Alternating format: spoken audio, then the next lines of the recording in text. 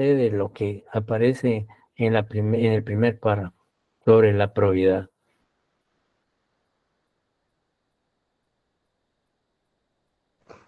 Ay, ¿Perdón? eh, dame un momento, permítame.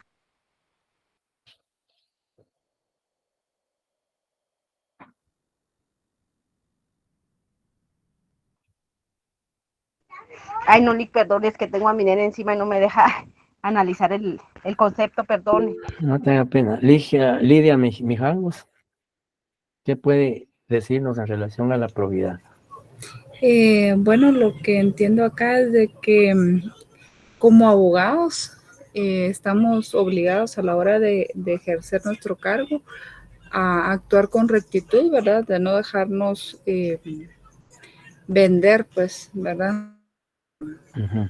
Así como estamos viviendo, por ejemplo, pues lo que estamos Uh-huh. viviendo en nuestro país es lamentable, pues porque Uh-huh.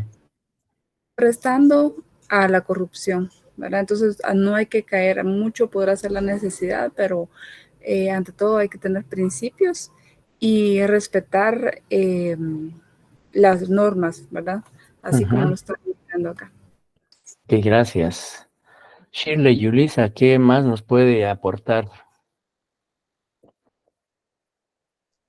Buenas noches, licenciado. Buenas noches. Pues más que todo, como dice acá, que es cuestión de ética, ¿verdad, licenciado? Entonces creo que algunos de los valores que acá nos dice este slide es de que, bueno, básicamente esto lo traemos desde casa, ¿verdad, licenciado? Uh-huh. Los valores de la honradez, la integridad, la rectitud, el ser honestos también, ¿verdad? Creo que todo esto Ah, es parte de también de lo que nos va a ir haciendo como mejores profesionales. claro. Sí, hemos citado este artículo, el contenido del artículo 1 del Código de Ética Profesional, como bien lo decía Ligia, digamos, el país está atravesando una crisis eh, jurídica, política, económica. El Estado de Derecho pues está siendo amenazado, la paz, la democracia del país, y muchas veces se debe a que realmente no se observa la probidad y tampoco hay un esfuerzo y lucha contra la corrupción y el mal ejercicio profesional. Entonces siempre es importante que reflexionemos en torno a la profesión de abogado, porque es un profesional que, digamos, contribuye o mucho al desarrollo de un país desde la función jurídica. Entonces es importante que siempre tengamos presente no solo lo que dice el artículo 1 del Código de Ética Profesional, si ustedes le dan lectura, pues precisamente están todos los postulados que todo profesional del derecho debe de observar y cumplir en el ejercicio de esa noble profesión. Bien, luego de esta breve y rápida reflexión, pues vamos a hablar hoy sobre las garantías constitucionales en el proceso penal. No cabe duda que todos tenemos una idea de qué es una garantía constitucional o qué son las garantías constitucionales plasmadas en el texto magno. De manera que si yo le pregunto a Fernando Grajeda, para usted, ¿qué son o cómo puede usted definir las garantías constitucionales? Buenas noches. ¿Cómo definir las garantías constitucionales? Me Así es. O indicó. para usted, ¿qué son las garantías constitucionales? Sus propias Bueno, palabras. claro, las garantías constitucionales es lo que está plasmado en nuestra Constitución Política de la República, ¿verdad? Como Uh-huh. tal vez los derechos fundamentales que tenemos cada ser humano que convivimos en este territorio de Guatemala, ¿verdad? Uh-huh. Uh-huh. Uri Hernán, ¿qué más agregaría? Uri Hernán Sasso Pérez. Pues que las garantías constitucionales a nosotros pues, nos ayudan a de verdad tener la garantía que se va a llevar el debido proceso. Uh-huh. Y con eso, pues obviamente implica llevar todas las etapas procesales que deben de hacer, sin no saltarse alguna para no cometer ninguna infracción a esa garantía. Ujú, ujú. Sí, en efecto, creo que todos tenemos, y como lo han expuesto los compañeros, una idea, una noción, aunque sea muy general, de lo que debemos entender por garantías constitucionales. Pero para dar respuesta a esta interrogante de manera técnica, de manera jurídica, pues vamos a presentarles dos definiciones muy sencillas de lo que es las garantías constitucionales. En la primera de ellas, en la presentación, se habla de que las garantías constitucionales son o es el conjunto de derechos individuales inherentes a la persona humana, contenidos en la Constitución de la República, los cuales constituyen una limitación al ejercicio de la coerción penal por parte del Estado y solo pueden limitarse en los casos expresamente señalados en la ley. Analizando rápidamente el contenido de esta definición y cuando se afirma que es el conjunto de derechos individuales inherentes a la persona humana, básicamente lo que el tratadista, los juristas quisieron plasmar al momento de referirse a las garantías constitucionales, lo hicieron de una manera precisa y en efecto, las garantías son derechos, ¿ya? Asignados, atribuidos a las personas, a todo ciudadano. Por eso es que se dice que es el conjunto de derechos individuales inherentes a la persona humana. El hecho de ser persona, tanto individual como persona jurídica individual o persona jurídica colectiva, pues estamos protegidos por esos derechos individuales. Y si ustedes ven la Constitución, digamos, a partir del título 2, capítulo 1, dice derechos individuales. Y en efecto, pues con frecuencia se dice que se confunde lo que es garantías constitucionales, derechos individuales, principios constitucionales, etcétera. Sin embargo, pues en realidad estas garantías son derechos, ¿ya? Y son derechos y se les llama garantías porque están garantizados, están plasmados, están tutelados, están protegidos por la Constitución. Y por supuesto, estas garantías o derechos individuales, la Constitución establece una gama de derechos individuales. Pensemos en la vida, la justicia, la seguridad, la educación, la libertad, etcétera, etcétera. Que por el hecho de ser seres humanos, pues tenemos y podemos ejercer con libertad, sin restricciones más que lo que la ley establece, el ejercicio de esos derechos. Y las garantías constitucionales no son absolutas. ¿Ya? La regla general es que la Constitución garantiza esos derechos y la persona puede ejercerlos, ¿ya?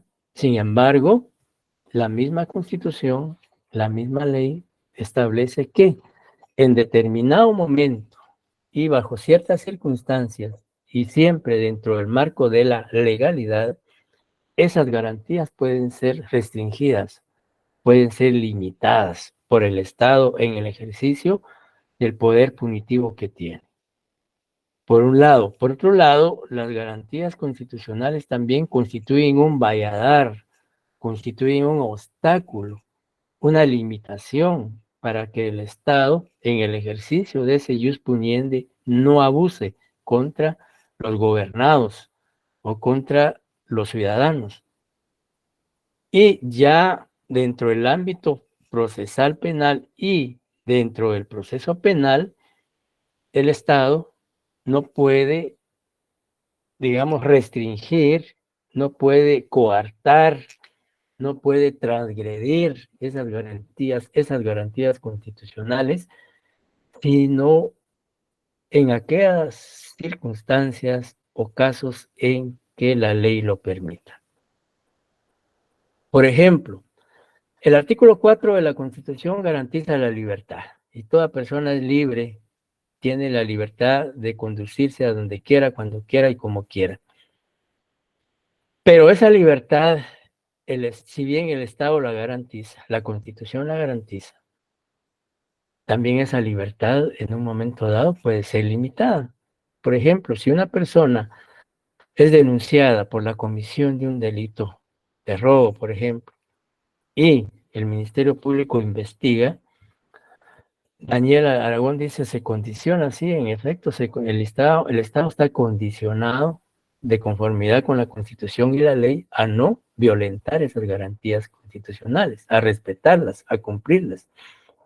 Pero también, al mismo tiempo, el Estado puede limitar o restringir esas garantías. Y les decía, como ejemplo, que una persona es indicada de delito de robo, el Ministerio Público investiga y determina que posiblemente sí participó en la comisión del hecho con los medios de investigación que recolectó a través de la investigación, puede solicitarle al juez la detención de esa persona.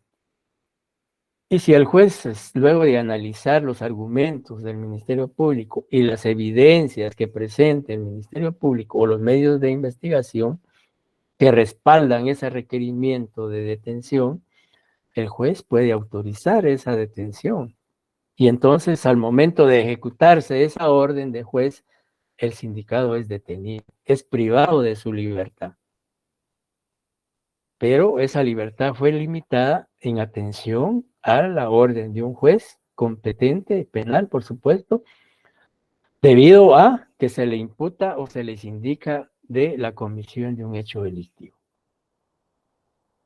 Si pensamos en otro ejemplo, el artículo 39 de la Constitución garantiza el derecho a propiedad privada y señala que toda persona puede disponer de sus bienes con libertad, sin más limitaciones que lo que establece la ley. Imaginémonos en un proceso penal que al sindicado le aplican medidas de coerción patrimoniales, le embargan sus bienes. Ella no puede disponer libremente de esos bienes porque hay un gravamen, hay una limitación judicial que no le permite disponer de esos bienes libremente, porque han sido embargados por orden de juez. Entonces, vemos ahí en los dos ejemplos que si bien, por un lado, el Estado, a través de la Constitución y otras leyes, garantiza, valga la redundancia, el ejercicio de esos derechos o esas garantías, como la libertad, como la propiedad, como la inviolabilidad de la vivienda, la libertad de expresión, etcétera, en ciertos momentos de conformidad con la ley, esas garantías pueden ser limitadas. Por eso se dice que las garantías, si bien, o los derechos individuales, si bien, digamos, los garantiza la Constitución y otras leyes, no son absolutos, sino que pueden ser limitados o restringidos de conformidad con la ley. ¿Alguien levantó la mano?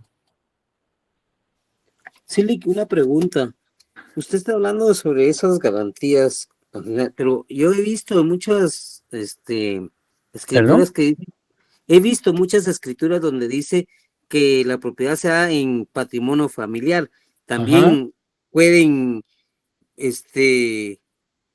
¿cómo le dijera yo? Disponer de esas propiedades, aunque diga patrimonio familiar, porque el Estado lo dice también, que son inviolables. Sí, exacto. Yo, digamos, el Código Civil, más que todo, se refiere al patrimonio familiar. Y no recuerdo ahorita el artículo, pero en uno de esos artículos señala que el patrimonio familiar es inembargable. ¿Ya? Entonces ahí hay una protección a los bienes por ser precisamente patrimonio familiar y lo que se tutela ahí es el bienestar de la familia.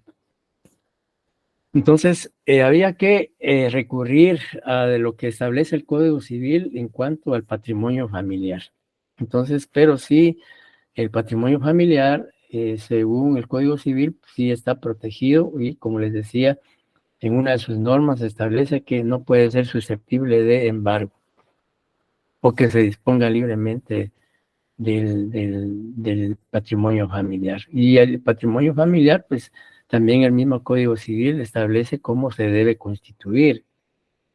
Yo creo que en Derecho Civil 2, que habla de los 10, Derecho Civil 1, que habla de la familia, el matrimonio, unión de hecho, adopción, etcétera, etcétera,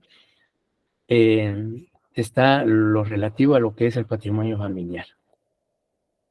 Gracias, Lick. Bien, entonces, eso es lo que podemos decir en cuanto a la primera definición. La segunda definición es mucho más simple, pero eso no la hace menos importante, sino dice derechos que la Constitución de un Estado reconoce a todos los ciudadanos. Y en efecto, pues a partir del artículo 3, la Constitución establece lo relativo a los derechos individuales. Las garantías constitucionales están íntimamente relacionadas con las garantías procesales que regula el Código Procesal Penal, pues en la Constitución se establecen esos derechos individuales que son desarrollados y son aplicados en el desarrollo de un proceso penal. Por eso es que en la presentación establecemos tanto qué debemos entender por garantías constitucionales como garantías procesales. Hemos señalado dos definiciones de dos connotados juristas guatemaltecos que ya descansan, que ya fallecieron. La primera definición la expuso en vida Jorge Mario García Laguardia. Recuerdan ustedes que el doctor García Laguardia fue un gran jurista, un gran abogado constitucionalista, presidente de la Corte de Constitucionalidad, procurador de Derechos Humanos, catedrático universitario, etcétera, etcétera. También creo que fue ministro de Relaciones Exteriores, algo. Y en todos esos, digamos, escribió varios ensayos o monografías y libros, y dentro de ellas está lo relativo a las garantías procesales. Y él en su momento señaló que las garantías procesales son medios técnicos jurídicos orientados a proteger las disposiciones constitucionales cuando éstas son infringidas, reintegrando el orden jurídico. O sea, para decir o utilizar términos más coloquiales o comunes, son medios, dice él, medios técnico-jurídicos. O sea, son instrumentos legales que, digamos, cuya finalidad o persiguen proteger la normativa constitucional.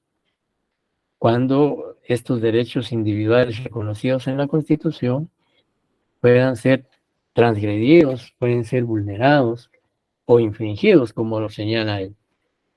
Y pues al darse esa infracción, pues lo que se pretende con las garantías procesales es restablecer el orden jurídico. Rolando Hernández dice, la finalidad es proteger derechos. Sí, en efecto, proteger derechos de los ciudadanos y sobre todo de las partes involucradas en un proceso penal.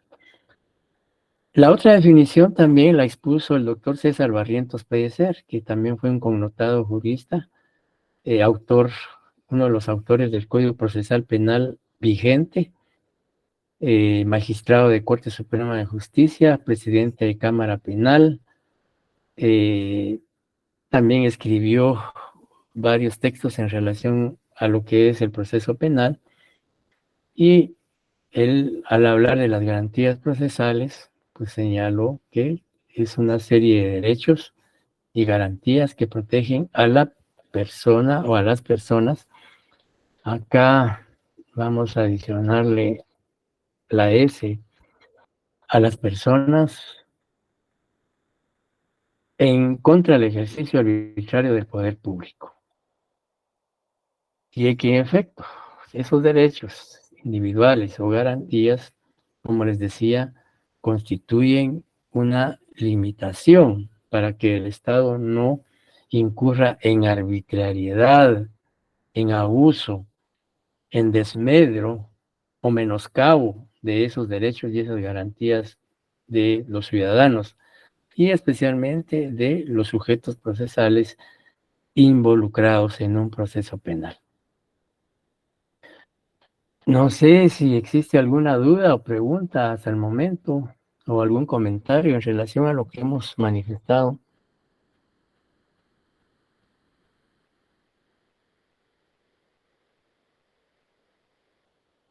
Todo claro, Lick. Bien. Continuando entonces, vemos que a partir del artículo 6, del artículo 3, la regulación de las garantías constitucionales en la Constitución están reguladas a partir del artículo 3 al 46 y las garantías procesales en el artículo 1 al 23 del Código Procesal Penal. Como les indiqué, son dos temas que van íntimamente relacionados. Y tienen relación, vamos a ir relacionando los artículos del Código Procesal Penal con los artículos de la Constitución. Porque estas garantías constitucionales deben ser observadas, deben ser cumplidas, deben ser respetadas en el desarrollo del proceso penal. De manera que no pueden ser transgredidas o infringidas de manera arbitraria. El artículo 6 de la Constitución dice, se refiere a la detención legal, es decir, que una persona puede ser privada de su libertad legalmente, pero para que ello ocurra es menester la concurrencia de los presupuestos que señalamos en la presentación. Primero, existencia de un delito o falta. Una persona no puede ser detenida si no ha sido sindicada de la comisión de un delito o falta. Y este artículo se relaciona con el numeral U, el artículo 1 y 2 del Código Procesal Penal. Ustedes pueden hacer la relación o el llamado respectivo tanto en la Constitución como en el Código. Si vemos el artículo, Melvin, Gabriel, ¿me podría leer el artículo 1 y 2 del Código Procesal Penal, por favor? Artículo 1. No hay pena sin ley. No se pondrá pena alguna si la ley no la hubiese fijado con anterioridad. Artículo 2. No hay proceso sin ley. No podrá iniciarse proceso ni tramitarse denuncia o querella, sino por actos o omisiones calificados como delitos o faltas por la ley anterior, sin ese presupuesto es nulo lo actuado y induce respectivamente irresponsabilidad del tribunal. Gracias. Bien, aquí podemos hablar del principio de legalidad procesal. Tanto el artículo 1 como el 2 se refieren a lo que es el principio de legalidad procesal y que también es una garantía penal, porque se conjuga o concuerda con el artículo 6 de la Constitución que dice que para detener a una persona es imperativo que exista delito o falta. Además, para detener a una persona tiene que haber o mediar orden judicial, es decir, orden emitida por un juez penal a cargo del proceso. 3, flagrancia, o que haya flagrancia, es decir, que la persona es sorprendida en el momento preciso en que está cometiendo el hecho delictivo. Y también se habla de que los detenidos deben ser puestos a disposición de la autoridad judicial competente, que es lo que se refiere, lo que hablábamos del artículo 6 de la Constitución, que también aquí hay relación con el artículo 6 del Código Procesal Penal. Si alguien, por favor, le da lectura al artículo 6 del Código procesal penal para ver la relación que se genera entre el artículo 6 constitucional. Artículo Sí, 6. Artículo 6 establece posterioridad del proceso. Solo después de cometido un hecho punible se iniciará proceso por el mismo. gracias. Bien, claramente ahí vemos pues que no puede haber proceso penal si no antes ha existido un delito o falta. Luego el artículo 6 de la Constitución habla del plazo de 6 horas que debe establecerse o que se establece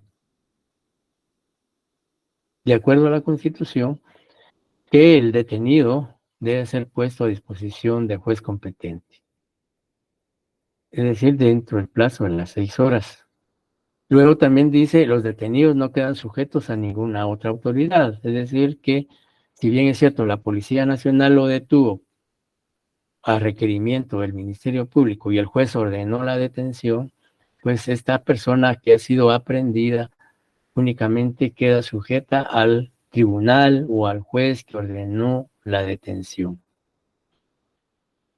Luego dice, de oficio se inicia proceso contra la persona que infrinja este artículo. Al final, el párrafo último de la Constitución, en el artículo 6, ya vimos que si la autoridad, en este caso la Policía Nacional, no cumple con presentar dentro del plazo de 6 horas a los detenidos o al detenido, infringe la Constitución, por un lado, y también el Código Penal, porque no está cumpliendo con presentar ante el juez al detenido dentro del plazo de las 6 horas. Y el párrafo último del artículo 6 claramente dice, el funcionario o agente de la autoridad que infrinja lo dispuesto en este artículo será sancionado conforme a la ley y los tribunales de oficio iniciarán el proceso correspondiente. Aquí pues tendrá que ser el Ministerio Público el que inicie la investigación, ¿verdad? Entonces, la Constitución dice los tribunales de oficio iniciarán el proceso porque la Constitución es del 85 y cobró vigencia en el 86 y el Código Procesal Penal es de 1994, pero se entiende que es hoy en día pues el Ministerio Público el que debe iniciar la investigación de la comisión de un hecho delictivo. Y también Hugo Marroquín dice que el artículo 257 habla de la aprehensión, efecto, el artículo 257 habla de la prisión, el artículo 159 de la prisión preventiva, etcétera, etcétera. Bien, entonces claramente vemos que hay una vinculación entre las garantías constitucionales y las garantías procesales, de acuerdo a los artículos que hemos señalado. Seguidamente encontramos otros derechos individuales del detenido o de las partes involucradas en un proceso. El artículo 7 de la Constitución. Saulo Velázquez, ¿puede leerme el artículo 7 de la Constitución, por favor?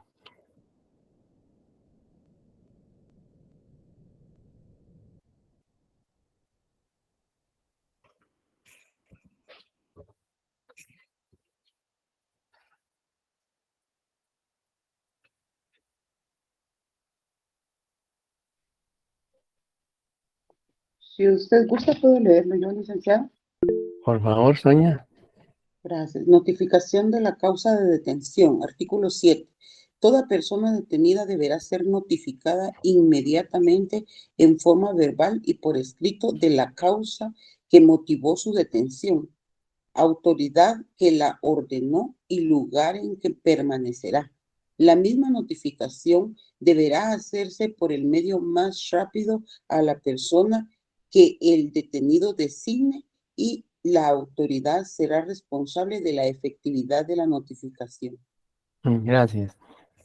Desde el momento que una persona es detenida, sea por flagrancia o sea por orden judicial, la autoridad que lo aprehende, primero debe notificarle en forma verbal y escrita al detenido y a la persona que éste designe el motivo de la detención por el medio más rápido, que será en forma verbal. Al momento de detenerlo le puede decir: mire, usted es detenido por orden de judicial emitida por el juez primero de primera instancia penal por el delito de robo, por denuncia presentada en su contra por el señor Juan Pérez López, para que él esté sabido por qué razones está siendo limitado de su libertad. Y también decirle, pues, la autoridad que ordenó la detención. Es decir, como les decía, el juez, por orden judicial del juez primero de primera instancia penal de la ciudad de Guatemala. Y el lugar donde va a permanecer, pues obviamente cuando son detenidos, son llevados a las carceletas que existen en el sótano del organismo judicial, o en casos muy excepcionales son trasladados a un centro asistencial cuando, derivado de la detención, pues sufren cualquier alteración en su salud, etcétera, etcétera. Pero con custodia policial para evitar una evasión. Bien, el artículo 8 también hace referencia a derechos individuales que deben observarse en un proceso.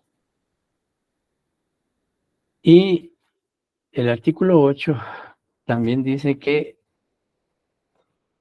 debe primero informarse de manera inmediata los derechos que le asisten al detenido, con palabras sencillas, palabras comprensibles, que a efecto de que el detenido comprenda y entienda lo que está ocurriendo o lo que le está pasando en ese momento. Decirle, bueno, mire, usted tiene derecho de comunicarse con su familia, tiene derecho de asistirse de un abogado defensor, y además, pues no puede ser declarado o declarar sino ante autoridad judicial competente. Y ahí podemos encontrar la relación del artículo 8 de la Constitución con lo relativo al artículo 1015 del Código Procesal Penal, que también tiene relación con el artículo 16 de la Constitución. Entonces, sobre todo el derecho que tiene él de asistirse de un abogado defensor, ¿ya? Y también ahí, hablando sobre la defensa, pues también hay relación con el artículo 20 del Código Procesal Penal. El artículo 8 tiene relación, decía, con el artículo 12 de la Constitución, con el artículo 16, con el artículo 20 del Código Procesal Penal. 16, 15 del Código Procesal Penal, 20 del Código Procesal Penal. Ahí vemos pues la relación entre las garantías constitucionales aplicables dentro del proceso penal como garantías procesales. Y por supuesto, el detenido no puede ser obligado a declarar sino ante autoridad judicial competente. Es decir, la policía no puede obligarlo a que declare sobre los hechos ante ellos o ante un fiscal, sino debe ser ante el juez que ordenó su detención. ¿Preguntas por el momento?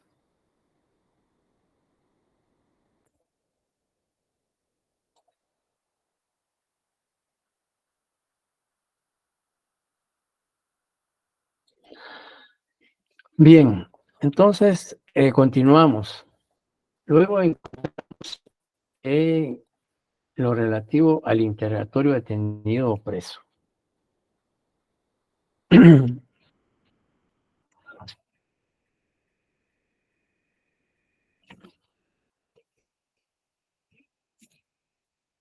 En el artículo 9, claramente la Constitución, como derecho individual de todo procesado detenido, dice que no puede, digamos, la autoridad judicial es la única que puede interrogarlo en relación al hecho punible o al hecho delictivo que se le atribuye.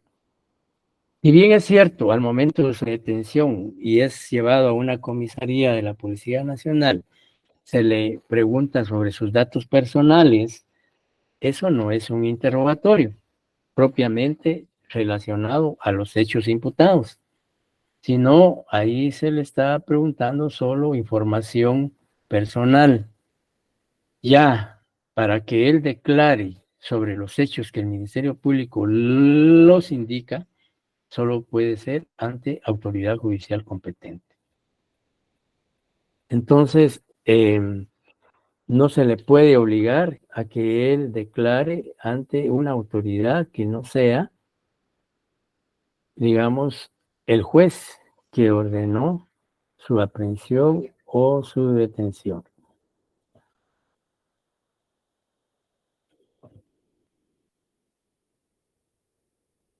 Y también esto se relaciona con el artículo 15 del Código Procesal Penal.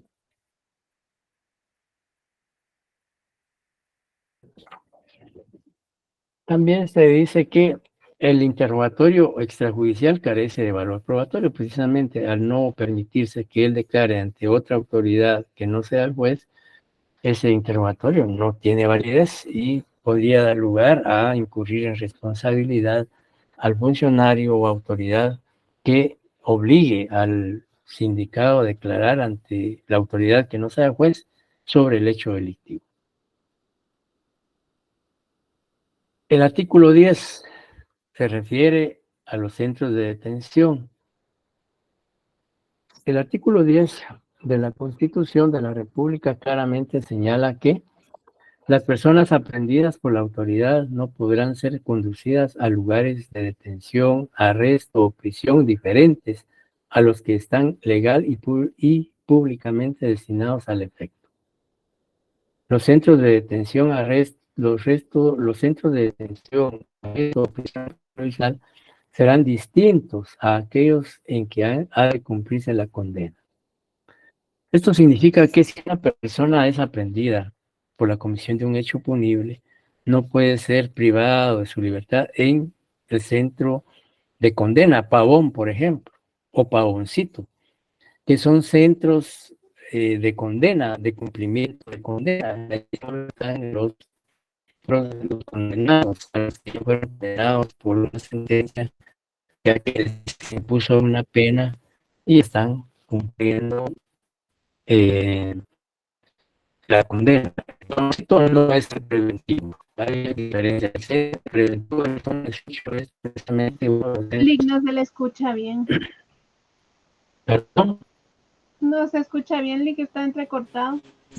No se escucha. Por eso hay centros de detenciones provisionales, como el Preventivo, Santa Teresa, Mariscal Zavala, que son para personas que no han sido condenadas, sino que están sometidas a un proceso penal que está en desarrollo. Lo que es Pavón, Pavoncito, el Infiernito, Canadá, como decía un compañero, sí son centros de cumplimiento de penas o de ya las personas que han sido condenadas. Entonces la ley hace, la Constitución en el artículo 10 lo que hace es una distinción, que no pueden las personas detenidas por la comisión de hecho delictivo que no hayan sido condenadas, no pueden ser remitidas a un centro que con exclusividad es para cumplimiento de penas. El artículo 11 de la Constitución habla de la detención por faltas o infracciones. Si alguien, por favor, Marta Sofía, le pudiera dar lectura al artículo 11 de la Constitución, por favor. Con gusto, licenciado. Detención por falta o infracciones. Por falta o infracciones a los reglamentos, no deben permanecer detenidas las personas cuya identidad pueda establecerse mediante documentación, por el testimonio de persona de arraigo o por la propia autoridad. En dichos casos, bajo pena de la sanción correspondiente, la autoridad limitará su cometido a dar parte del hecho a juez competente y a prevenir al infractor para que comparezca ante el mismo dentro de las 48 horas hábiles siguientes. Para este efecto, son hábiles todos los días del año y las horas comprendidas entre las 8 y las 18 horas. Quienes desobedezcan el aplazamiento serán sancionados conforme a la ley. La persona que no pueda identificarse conforme a lo dispuesto en este artículo será puesta a disposición de la autoridad judicial más cercana dentro de la primera hora siguiente a su detención. Muchas gracias. Bien, entonces, digamos claramente, la ley dice que por faltas a infracciones o reglamentos, la persona no puede ser detenida, ¿ya? Dice por faltas o infracciones a los reglamentos no deben permanecer detenidas las personas, cuya identidad pueda establecerse mediante documentación, por el testimonio de persona de arraigo o por la propia autoridad. Imaginémonos que usted va conduciendo su vehículo y es, digamos, detenido por agentes de la policía municipal para verificar que usted no va conduciendo a efectos de licor o droga, o que si su licencia está vencida, etcétera. Usted lo detienen y usted no se ha percatado de que su licencia está vencida. Y al momento de ser, digamos, al ordenársele que detenga la marcha y le requieran su licencia, usted se percata que la misma está vencida. Y la policía de tránsito le dice, mire, su licencia está vencida, lo vamos a detener. ¿Podría la policía de tránsito detener al conductor por esa razón?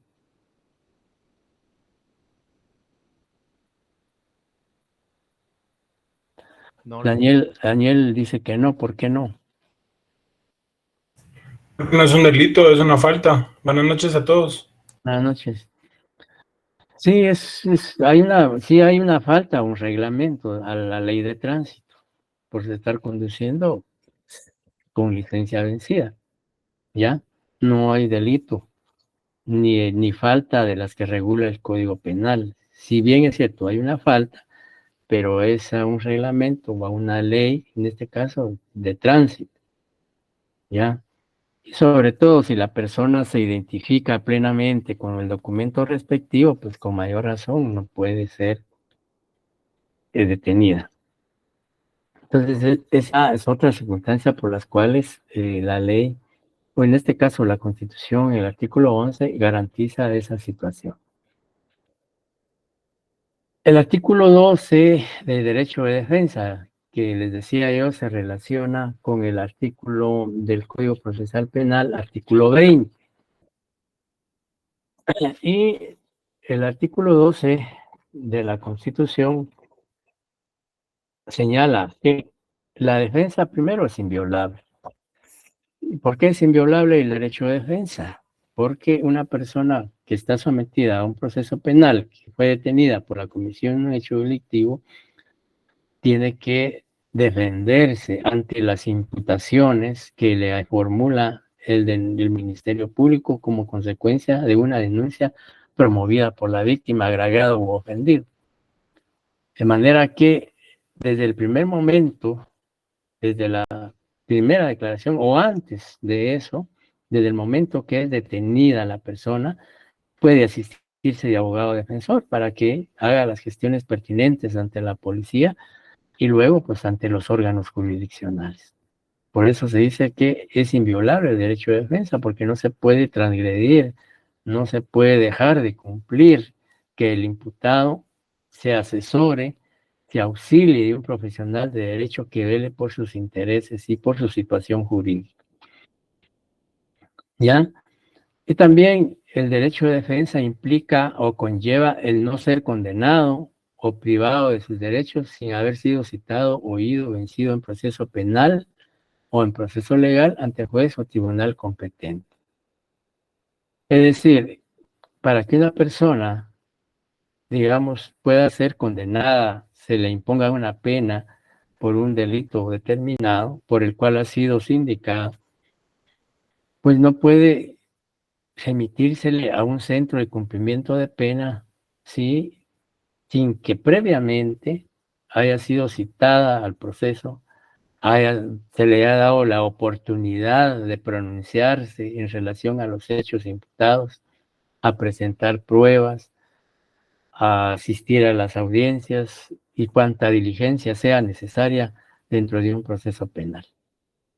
Y además, luego de que él haga valer sus derechos, haya sido vencido, dice, en proceso legal ante juez tribunal. Al decir vencido, pues obviamente luego de un debido proceso se dicta una sentencia, se le condena por el delito atribuido, pues prácticamente ahí se observaron todas las fases, todas las formalidades, todos los requisitos que establece la Constitución y el Código Procesal Penal y demás leyes ordinarias que arribaron a esa sentencia de condena. Y por supuesto, tiene que ser un juez competente, en este caso un juez penal. No podía ser un juez civil, un juez de familia, un juez de menores, un juez laboral, etcétera. Tendría que ser necesariamente un juez con competencia penal. Y que ese juez esté previamente determinado, previamente establecido. Más que todo, cuando se habla de un juez o tribunal previamente establecido, se refieren al juez natural, ¿ya?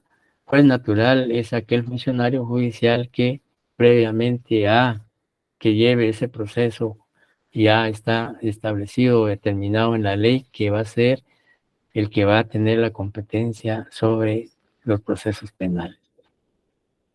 Y también el artículo 12 incluye como parte del derecho de defensa, dice, no ser juzgados por tribunales especiales o secretos, ni por procedimientos que no estén preestablecidos previamente. Entonces, aquí prácticamente se garantiza, pues, en el derecho de defensa que establece el artículo 12 y que se relaciona con el artículo 20 del Código Procesal Penal.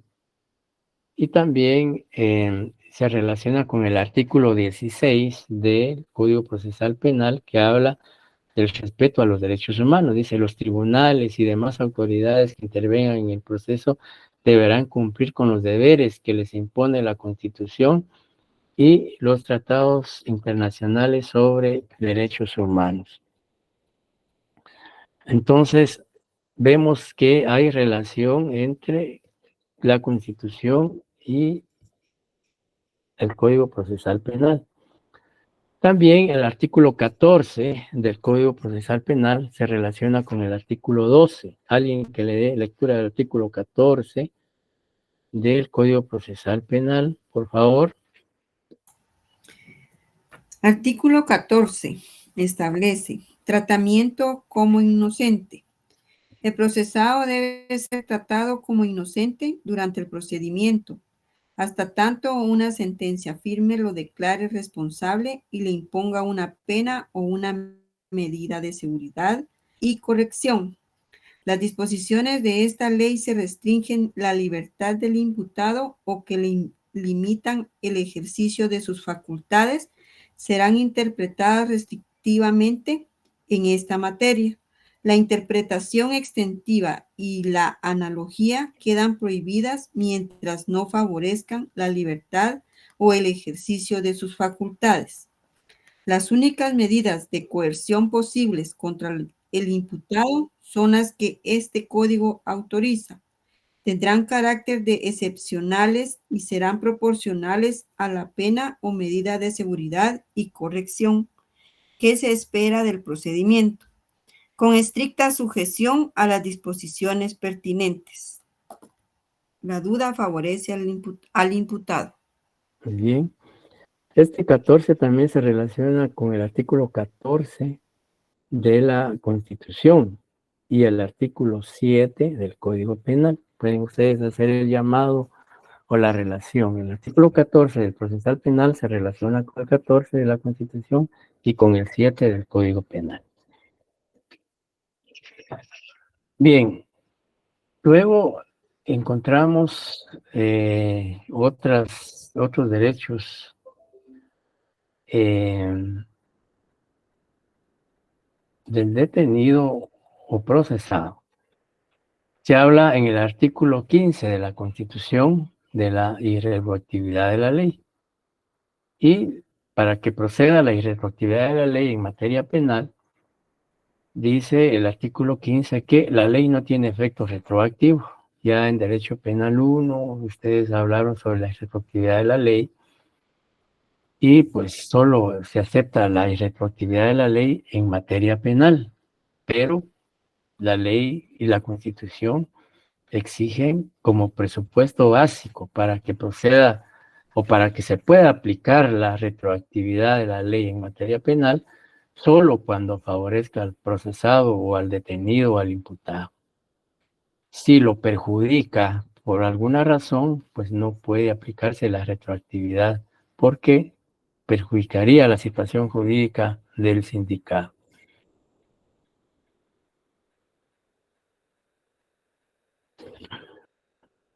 Y eso también el artículo 15 de la Constitución también se relaciona con el artículo 16 del Código Procesal Penal, que habla sobre respeto a los derechos humanos.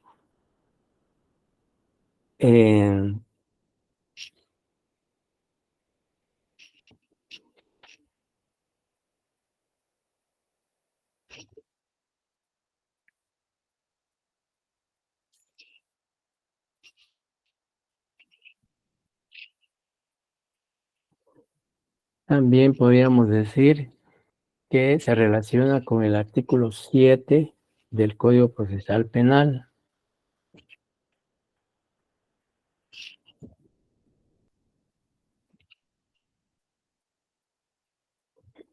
Bien, luego también encontramos como derecho individual garantizado en la Constitución la declaración contra sí y parientes, el artículo 16 de la Constitución.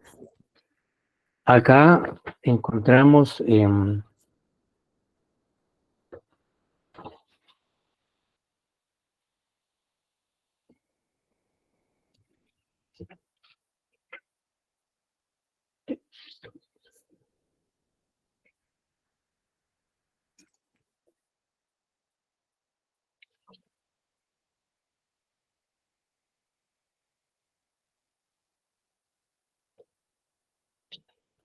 decía que la declaración y parientes del artículo 16 de la Constitución señala que no se puede, en proceso penal, ninguna persona puede ser obligada a declarar contra sí misma, contra su cónyuge o personas unidas de hecho legalmente, contra sus parientes dentro de los grados de ley. ¿Sí me están escuchando? Sí, Lic. Sí, licenciado. Ok, gracias. Si es que como uno nunca sabe, me puede dar otra vez el mismo problema, pero bueno, qué bueno que me están escuchando. Les decía que no, la Constitución garantiza que una persona en proceso penal no puede ser obligada a declarar contra sí misma, es decir, que a sí misma se haga una imputación o la imputación que le está formulando el Ministerio Público. Pensemos que el Ministerio Público le está atribuyendo la comisión de un robo agravado y el juez, el Ministerio Público o la policía no pueden obligarlo a que él acepte esos cargos, que acepte los hechos imputados, ni tampoco puede ser obligada a que declare contra su cónyuge o conviviente o demás parientes dentro de los grados de ley, es decir, los grados de parentesco que establece el Código Civil, el artículo 190 en adelante, habla de hasta el 4º grado por consanguinidad y 2º por afinidad. Entonces, de conformidad a esa clasificación de parentesco que establece la ley en el Código Civil, pues no puede un detenido declararse culpable a requerimiento o que lo estén obligando, amenazando, coaccionando para que él declare contra sí mismo y también contra sus... Y este artículo 16 se relaciona con el artículo 15 del Código Procesal Penal. Si alguien le da lectura, por favor, al artículo 15 del Código Procesal Penal.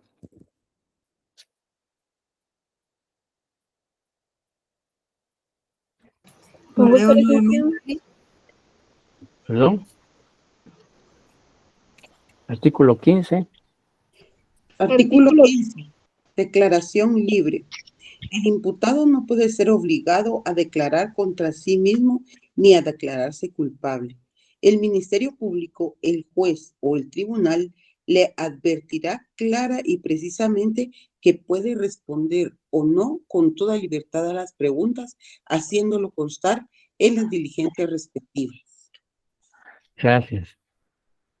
Bien, claro, vemos ahí la conjugación que se genera entre esas dos normas, una constitucional y otra procesal, en donde se le garantiza al imputado que no puede declararse culpable y tampoco declarar contra su conviviente, cónyuge o pariente dentro del grado de ley. Luego encontramos en el artículo 17 de la Constitución que habla de que no hay delito ni pena sin ley anterior. Es decir, que para que pueda imputarse a una persona la comisión de un delito y posteriormente sancionado imponiéndole una pena, estas tienen que estar plasmadas en una ley, en un cuerpo normativo, anterior a la conducta delictiva asumida por el sindicado. ¿Ya? Entonces, el artículo 17 establece o exige algunos presupuestos. Por ejemplo, dice las acciones o omisiones que no estén calificados como delitos o faltas no son punibles. Es decir, que la conducta asumida por la persona tiene que enmarcarse, tiene que subsumirse dentro de un tipo penal. Si esa conducta no reviste características delictivas, el sujeto o la persona no puede ser sancionada, ni investigada, ni sometida a proceso penal, y menos ser sancionada. Y también dice que deben ser penados por ley anterior a su perpetración. Es decir, que previamente a que la persona incurra en un delito robo, por ejemplo, ese delito ya tiene que estar tipificado en el Código Penal. ¿Ya? Porque no puede imputársele a una persona un delito que no esté clara y expresamente establecido en el Código Penal o en otras leyes especiales relacionadas o conexas al Código Penal. Y también este artículo 17 de la Constitución también se relaciona con el artículo 5. Primero, pues podemos decir que se relaciona con el artículo 1, 2 y 3, 4, 1, 2, 3, 4 y 5 del Código Procesal Penal, que hablan de que no hay pena sin ley, que no hay proceso sin ley, la imperatividad de los tribunales y el juicio previo. Repito, el artículo 17 de la Constitución tiene relación con los artículos 1, 2, 3, 4, 5 del Código Procesal Penal. Y también el 6, porque habla de la posterioridad del proceso.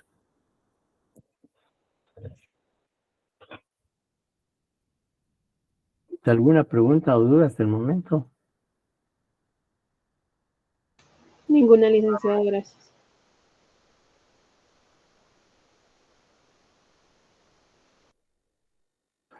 Ya habíamos visto esto del auto de prisión que garantiza el artículo 13 y presunción de inocencia.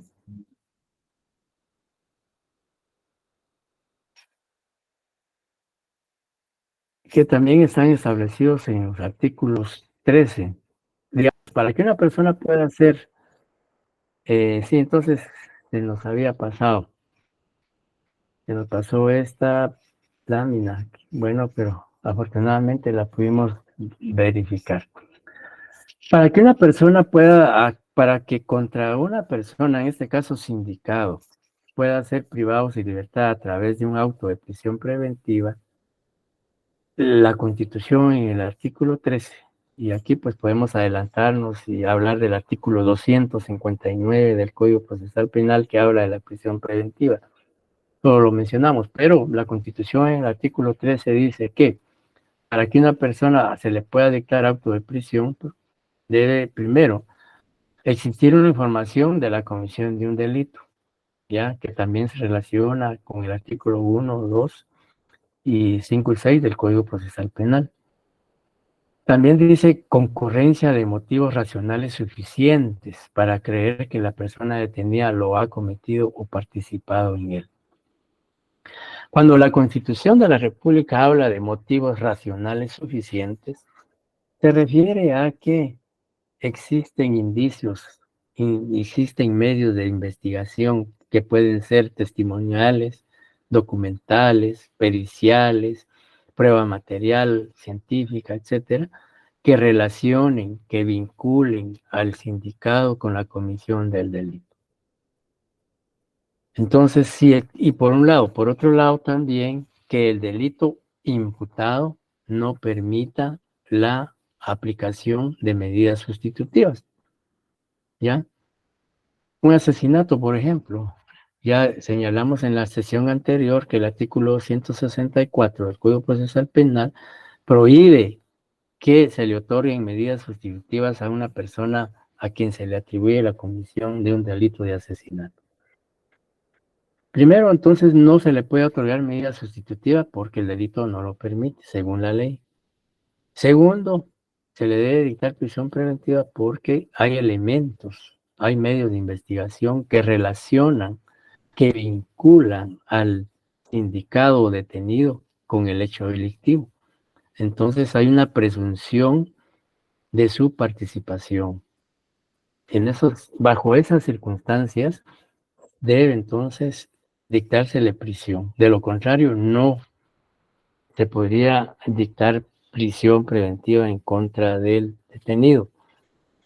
Decía entonces motivos, el artículo 3, entonces hay relación con el 1, 2, 3, 4 también del Código y 5 del Código Procesal Penal y 6 también con el artículo 13 de la Constitución. Se habla de la presunción de inocencia y publicidad del proceso, artículo 14 de la Constitución.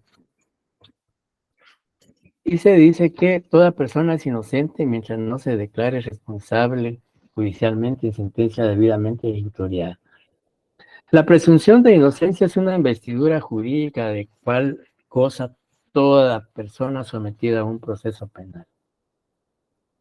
¿Ya?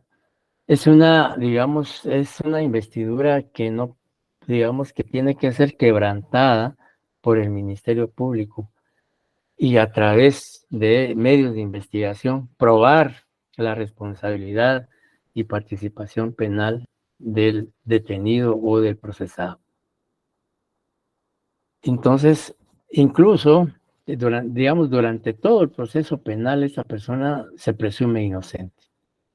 Y va a perder esa investidura jurídica cuando sea emitida una sentencia de condena en su contra y se le haya impuesto una pena por el delito cometido.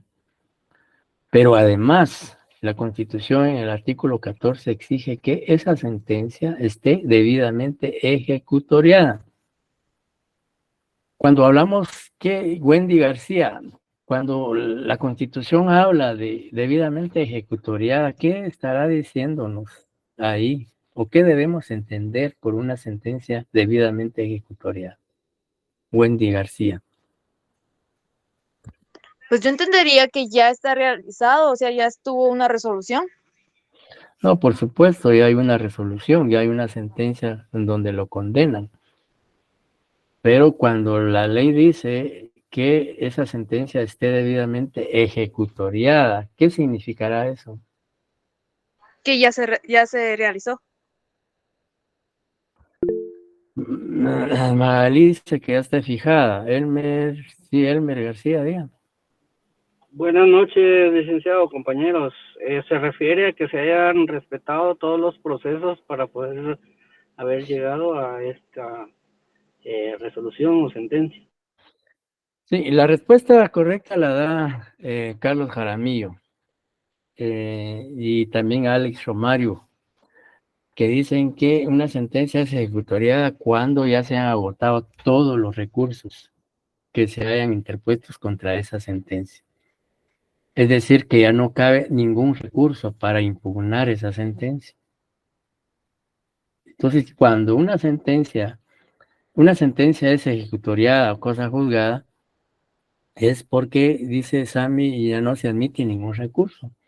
Es decir, que contra esa sentencia, si fue de condena, ya el imputado y su abogado defensor plantearon todos los recursos que el Código Procesal Penal les permite promover contra esa sentencia. Una vez agotados los recursos y ya no procede ninguno contra ese fallo judicial, entonces la sentencia queda debidamente ejecutoriada. Hasta en ese entonces, el procesado pierde esa investidura jurídica de presunción de inocencia. Pero mientras eso no ocurra, él seguirá siendo inocente, aun y cuando haya sido condenado en una sentencia. Pero si esa sentencia no está debidamente ejecutoriada, no puede decirse que es responsable o autor, aunque ya lo haya dicho una sentencia, pero la misma está sujeta a cuestionamiento a través de un recurso, que esa sentencia puede modificarse por un tribunal superior. Todo eso lo vamos a explicar más adelante, cuando veamos los medios de impugnación, los recursos, etcétera, etcétera. Bien, entonces también el artículo 14 incluye dentro de la presunción de inocencias que el detenido o ofendido, el Ministerio Público, los abogados designados por los interesados en forma verbal o escrita, tienen derecho de conocer personalmente todas las actuaciones, documentos y diligencias penales sin reserva alguna. Entonces, el artículo 14 de la Constitución también tiene relación con el artículo, vamos a señalar el artículo 14 del Código Procesal Penal, que habla del tratamiento como inocente. Si alguien estudiara la lectura del artículo 14. Artículo 14. Tratamiento como inocente. El procesado debe ser tratado como inocente durante el procedimiento hasta tanto una sentencia firme lo declare responsable y le imponga una pena o una medida de seguridad y corrección. Las disposiciones de esta ley que restringen la libertad del imputado o que limitan el ejercicio de sus facultades serán interpretadas restrictivamente. En esta materia, la interpretación extensiva y la analogía quedan prohibidas, mientras no favorezcan la libertad o el ejercicio de sus facultades.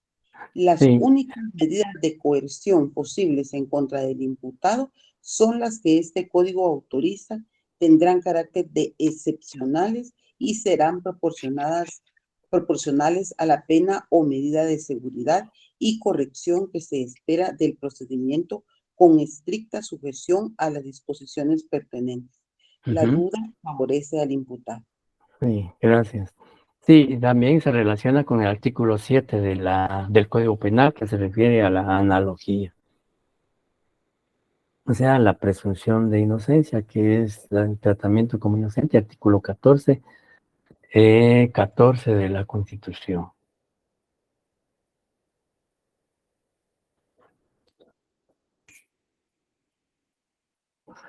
Sí, también podemos decir que el artículo 14 de la Constitución se relaciona con el artículo 314 del Código Procesal Penal, que habla de que los sujetos procesales tienen acceso al proceso o al expediente.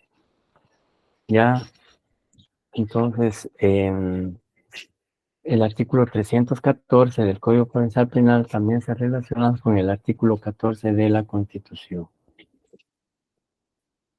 Bien, entonces luego, nos habíamos dejado esto en el tintero, pero ya habíamos hablado del artículo 15, 16.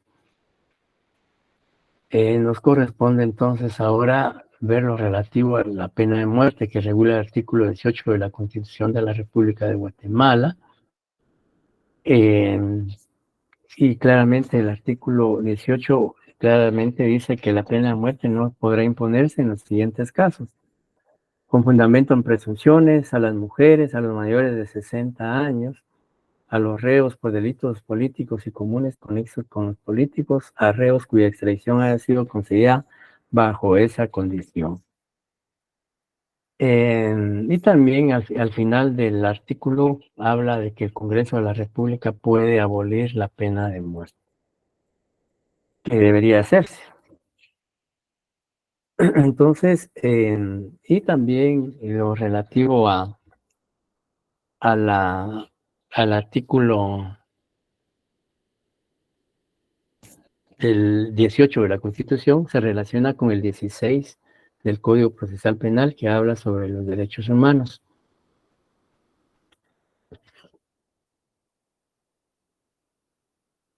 Y también con el artículo 20 sobre el derecho de defensa.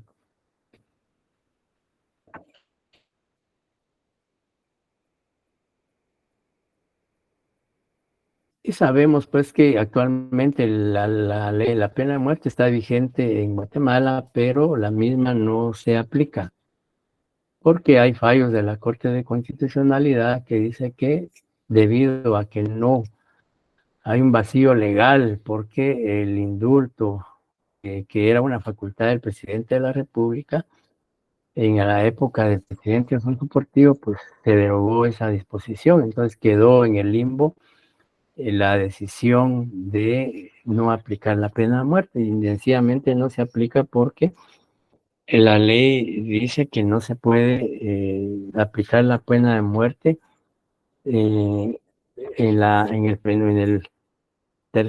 segundo párrafo dice en la última línea, la pena, digamos, se ejecutará después de agotarse todos los recursos. Y al darse ese vacío, pues obviamente no se puede aplicar la pena de muerte.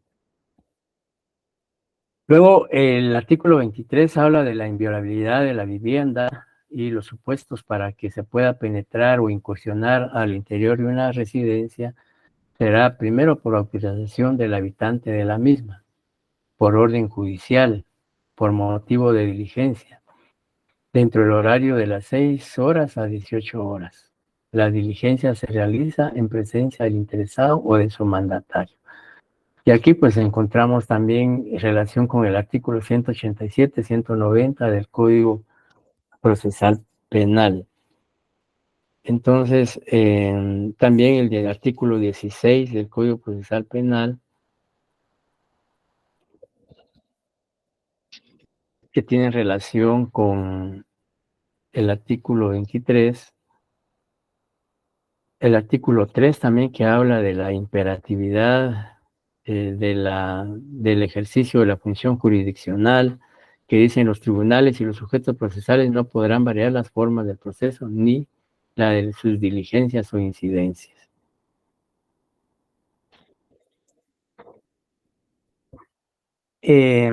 Luego se habla también de la inviolabilidad de la correspondencia, documentos y libros que están en el artículo 24 de la Constitución de la República de Guatemala, que también se relaciona con el artículo 16 sobre el respeto de derechos humanos, el artículo 14 también como tratamiento como inocente, que el artículo 24 pues establece claramente que la correspondencia, libros y otros documentos también son inviolables, están garantizados en el artículo 24, y que sí pueden en un momento dado esa garantía puede ser restringida siempre que exista orden de juez competente.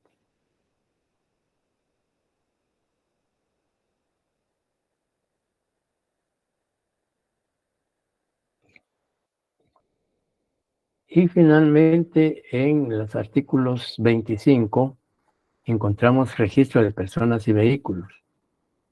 Dice, para que proceda, digamos, el registro de un vehículo de las personas, necesariamente, de acuerdo al artículo 25, se tiene que dar primero, solo puede efectuarse por elementos de las fuerzas de seguridad, mediante causa justificada.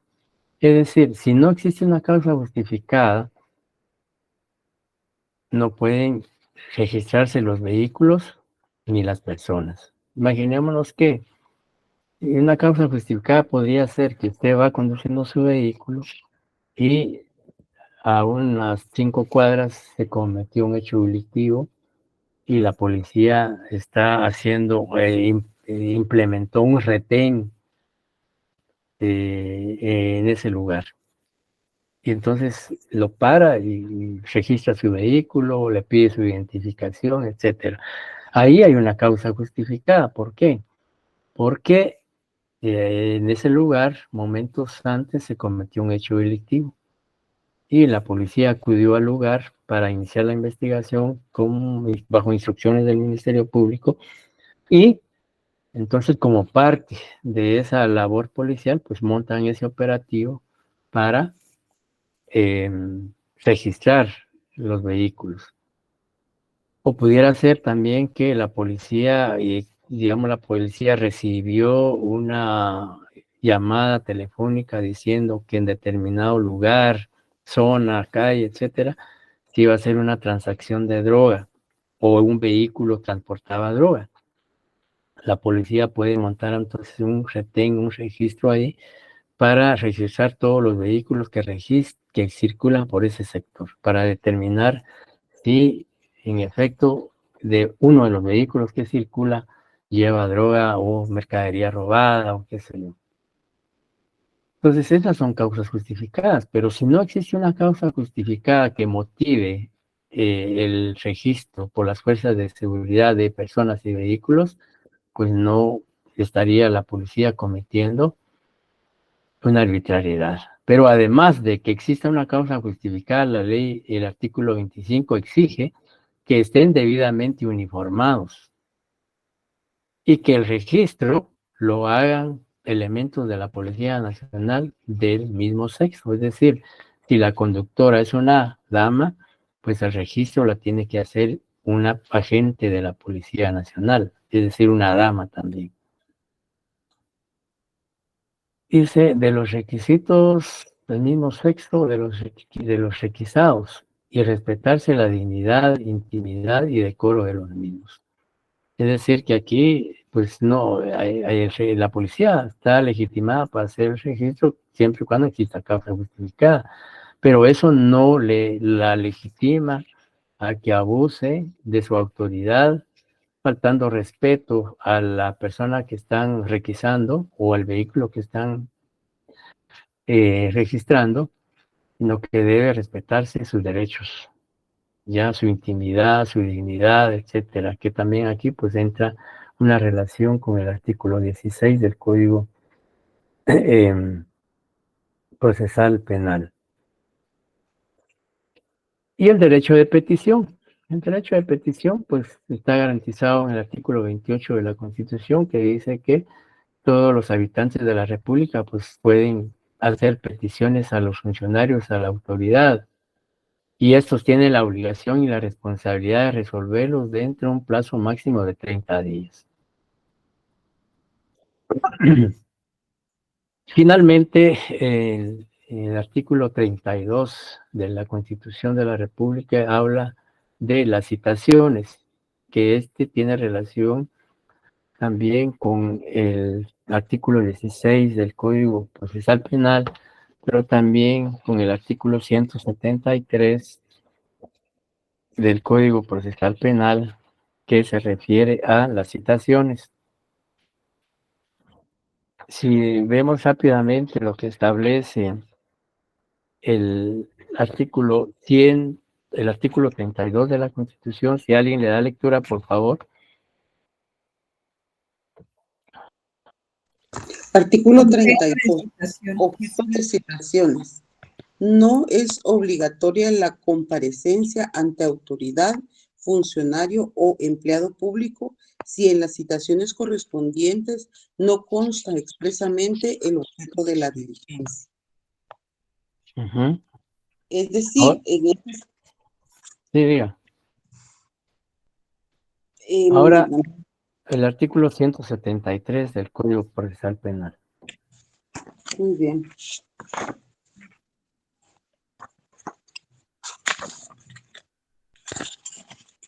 Citación. Reformado por el artículo 1 el cual queda así: cuando la presencia de alguna persona sea necesaria para llevar a cabo un acto o una notificación, el Ministerio Público o el juez o el tribunal la citará en su domicilio o residencia o en el lugar donde trabaja.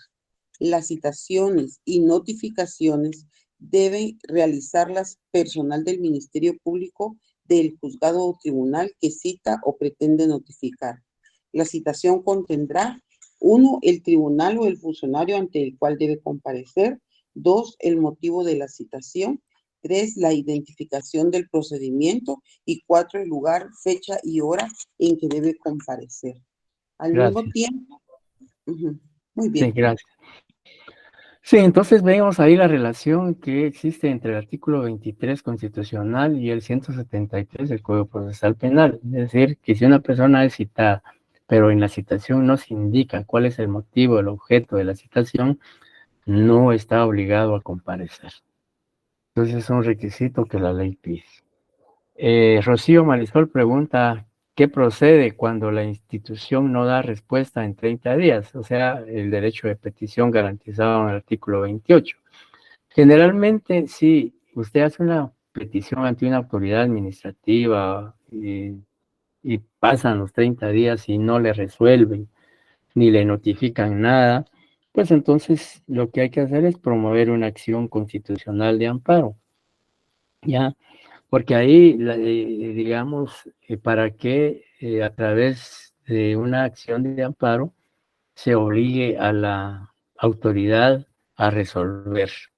Ya se le pide fijar un plazo de 5 o 10 días para que resuelva. Entonces, se puede promover directamente un amparo.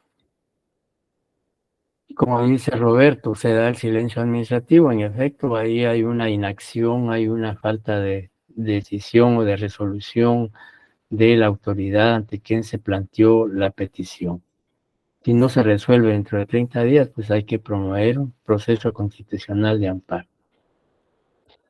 Bien, entonces, compañeros, como parte del ejercicio del trabajo de la clase de hoy, pues hay que, por favor, den lectura al artículo 1 al 46 de la Constitución de la República de Guatemala, para que tengamos una idea más clara de estas situaciones y también del Código Procesal Penal. Por favor, darle lectura a lo que es los artículos que aparecen en la presentación. Corregimos porque no está, para que vaya todo en mayúscula.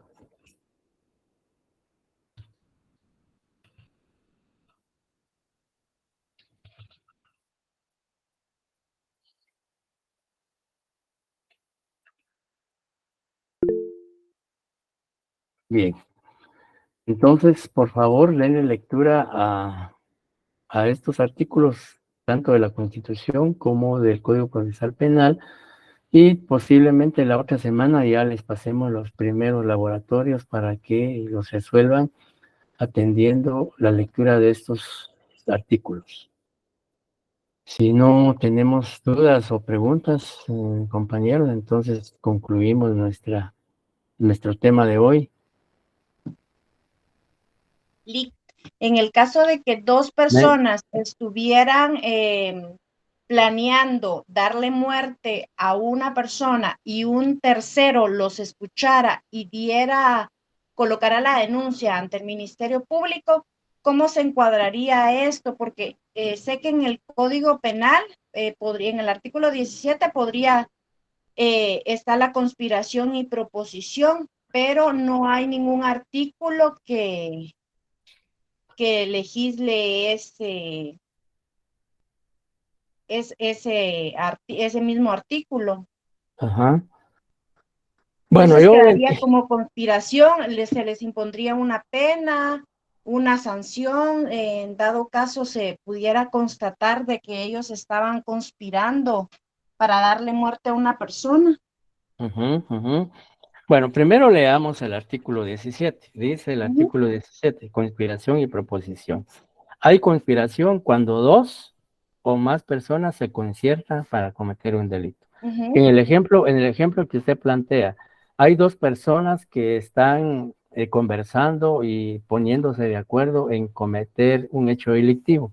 Exacto. ¿Ya? Aunque no llegaran a ejecutarlo. Bueno, entonces ahí quedaríamos en tentativa. Ya, eso ya es diferente. Tentativa de homicidio. Depende de lo que ellos estén planificando. Si es darle muerte a una persona, pues ahí tal vez ya no pensamos en homicidios, en asesinato. ¿Por qué? Porque hay premeditación. Están planificando darle muerte a la persona. Entonces ahí hay una premeditación. Ya es un agravante, ya no sería homicidio, sino asesinato, por un lado. Por otro lado, en el ejemplo que usted plantea, entonces, en este caso hay conspiración cuando dos o más personas se conciertan para cometer un delito. Se están poniendo de acuerdo para darle muerte a una persona. ¿Ya? Y dice, para cometer un delito, y resuelven ejecutarlo, o sea, deciden consumarlo, deciden materializar la muerte de la persona. Ahí hay conspiración. Y hay proposición cuando el que ha resuelto cometer un delito invita a otro o a otras personas a ejecutarlo. La proposición es solo, digamos, abocarse a otra persona y plantearle y decirle, mira, yo quiero darle muerte a fulano de tal, ¿ya? Quiero que me apoyes o quiero que a cometer el hecho delictivo. Entonces, ahí él está proponiendo a un tercero o a una persona que participe en la comisión de ese hecho delictivo. ¿Ya? Entonces, y dice, la conspiración, la proposición, la provocación, la instigación y la inducción para la comisión solo son punibles en los casos en que la ley lo determina expresamente.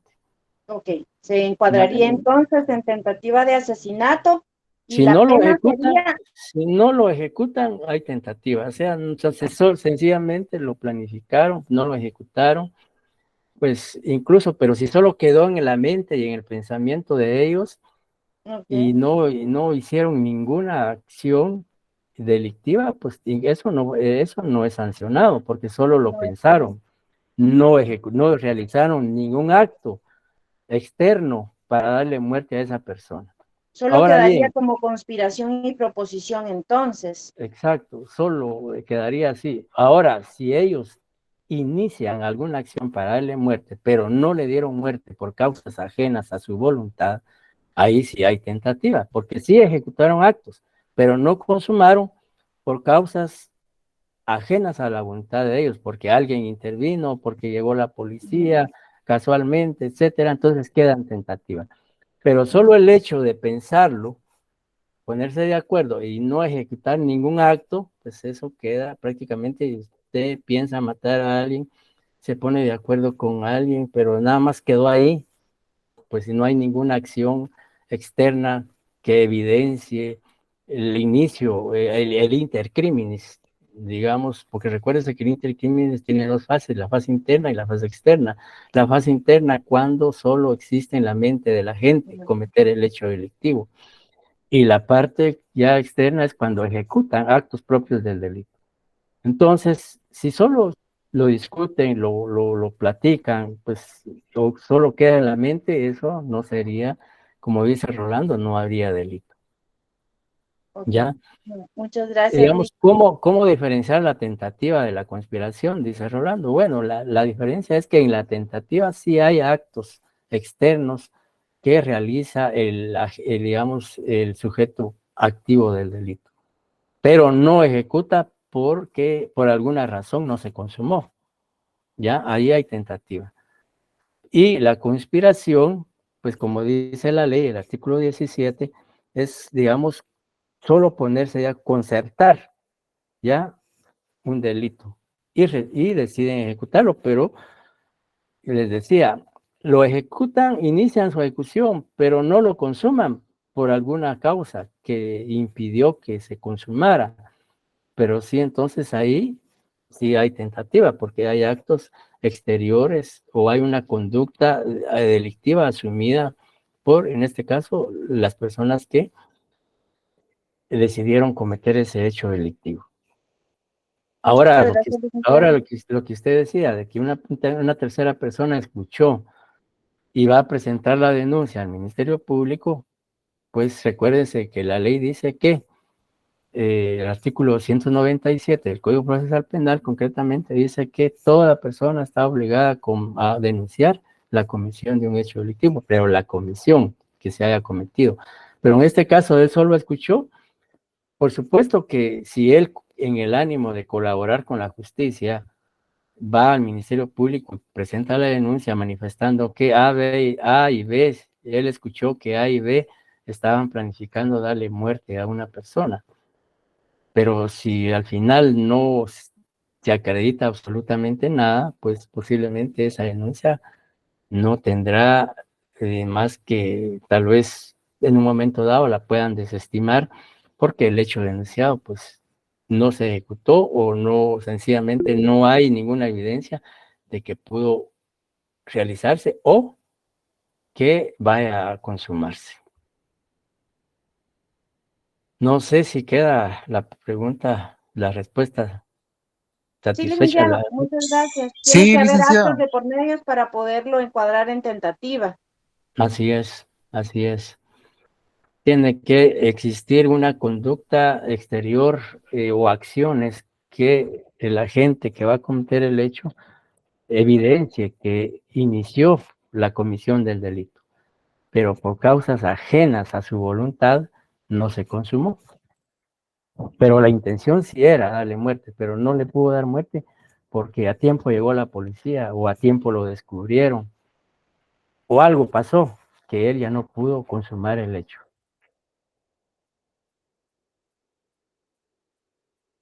Bien, entonces, señor Sí, compañero. licenciado. Muchas gracias por la explicación.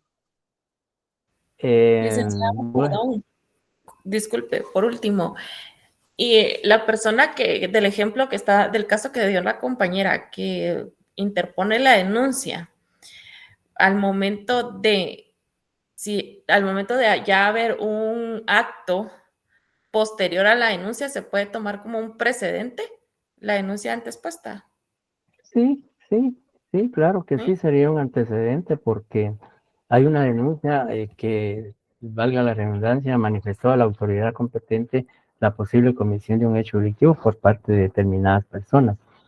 Y si más, póngale al cabo de un mes, 2 meses, 6 meses, al año, la persona en efecto la matan, pues entonces esa denuncia puede ser el inicio de una investigación Gracias, licenciado. para servirle. Bien, compañeros, buenas noches. Entonces les deseo un buen fin de semana y primero Dios nos vemos el día martes.